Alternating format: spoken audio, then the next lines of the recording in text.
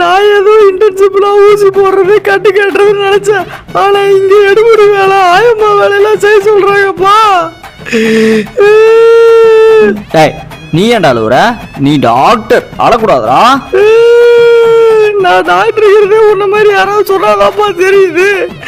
நீ ஏன் சொல்லு, ஒரு மனுஷனுக்கு முக்கியமான 2 விஷயம், 8 மணி நேரம் தூக்கம், காலையில சாப்பிடுறது, அதுவே இல்லாம ஓடிக்கிட்டு இருக்கிற முருகா. டேய் அதுக்கெல்லாம் ஃபீல் பண்ணக்கூடாதுடா. எப்பா முருகா, என்ன இதே உடம்போட இதே அழகோட அப்படியே இந்த 1 வருஷம் கழிச்சு கொண்டு போய் வீட்டுல சேர்த்துட்டேன்னா உனக்கு பழனி மலையில வந்து அளவு ஊத்துற முருகா. கண்ணாடி எடு, போடுறா.